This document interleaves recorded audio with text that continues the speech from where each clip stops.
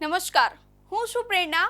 આપ જોઈ રહ્યા છો ઇન્ડિયા ન્યૂઝ ગુજરાતનું ડિજિટલ પ્લેટફોર્મ. આજે આપણે ચર્ચા કરીશું એક રોમાંચક મુદ્દા પર.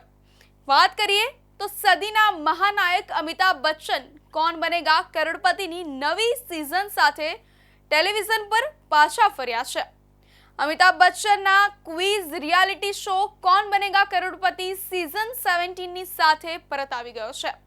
શોની નવી સિઝન 11 ઓગસ્ટથી શરૂ થઈ ગઈ છે. શોના પહેલા જ અઠવાડિયામાં કેટલીક એવી ક્ષણ જોવા મળી છે જેનાથી લોકોમાં વધુ એક્સાઇટમેન્ટ વધી ગયું છે. આ સિઝનની આ ખાસ વાત છે કે આ પહેલા જ અઠવાડિયામાં કોણ બનેગા કરોડપતિમાં કરોડપતિ મળી ગયો છે. અને એમાં પણ સૌથી ઇન્ટરેસ્ટિંગ વાત એ છે કે કેબીસી સિઝન 17માં પહેલા કરોડપતિનું ગુજરાત સાથે ખાસ કનેક્શન છે. જી હા, જેમાં આદિત્ય કુમાર જે ઉત્તરાખંડના છે તે ગુજરાતના ઉકાઈમાં નોકરી કરે છે. તેથી આપણા ગુજરાતીઓ માટે પણ આ એક ગર્વની વાત છે. કોણ બનેગા કરોડપતિ 17મી સિઝનના 8મા એપિસોડમાં સીઆઈએસએફ જવાન આદિત્ય કુમારે 1 કરોડ રૂપિયા જીતી ઇતિહાસ રચી દીધો છે. શોના લેટેસ્ટ એપિસોડમાં 25 લાખ રૂપિયાની ગેમની શરૂઆત કરી તેમણે 1 કરોડ રૂપિયા પોતાને નામ કર્યા છે. 1 કરોડના સવાલ માટે અમિતાભ બચ્ચને આદિત્યને પૂછેલો સવાલ સાયન્સ સાથે જોડાયેલો છે, પરંતુ હોશિયારીથી આદિત્યએ આ સવાલનો સાચો જવાબ આપ્યો હતો. જી હા, તેના સાચા જવાબ આપતા જ સિઝનના પહેલા કરોડપતિની જાહેરાત કરવામાં આવી હતી.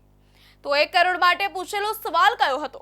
તો એ સવાલ હતો કે પહેલો પરમાણુ બોમ્બનો ઉપયોગ કરનાર પ્લુટોનિયમ તત્વને અલગ કરનાર વૈજ્ઞાનિકના નામ પર આમાંથી કયા તત્વનું નામ પડ્યું છે? એના ઓપ્શન્સ હતા એ સિબોર્ગિયમ, બી આઇન્સ્ટાઇનિયમ, સી મિટનેરિયમ અને ડી બોહરિયમ. આ હતા એના ઓપ્શન્સ. આદિત્યએ આ સવાલનો જવાબ આપવા માટે 50-50 લાઇફલાઇનનો ઉપયોગ કર્યો હતો. ત્યારબાદ ઓપ્શન બી અને સી ને દૂર કરવામાં આવ્યો હતો. ત્યારબાદ હિંમત સાથે તેમણે જોખમ ઉઠાવ્યું અને ઓપ્શન એ સિબોર્ગિયમને પસંદ કર્યો હતો, જે એકદમ સાચો હતો. આદિત્યએ સાચો જવાબ આપતા જ અમિતાભ બચ્ચન ખુશીથી ઝૂમી ઉઠ્યા હતા અને આદિત્યને ગળે લગાવ્યો હતો. તેમની આ શાનદાર જીત પર શુભકામના પાઠવી હતી. આદિત્ય પોતાની ખુશી વ્યક્ત કરતા કહ્યું કે જ્યારે તેને શો માટે ફોન આવ્યો હતો ત્યારે તેને વિશ્વાસ થતો ન હતો. 7 કરોડના સવાલ પર શો છોડ્યો હતો આદિત્યએ. તો કરોડપતિ બન્યા બાદ આદિત્ય રમતના 16મા અને છેલ્લા સવાલ તરફ આગળ વધ્યો હતો. અમિતાભ બચ્ચને 7 કરોડ માટે સવાલ પૂછ્યો હતો. આમાંથી કયો જાપાની કલાકારે 1930ના દશકમાં ભારત આવ્યો હતો અને તેમણે તાજમહેલ, સાંચી સ્તૂપ અને ઇલોરા ગુફાઓ દર્શાવતી એક પ્રસિદ્ધ સિરીઝને ચિત્રિત કરી હતી?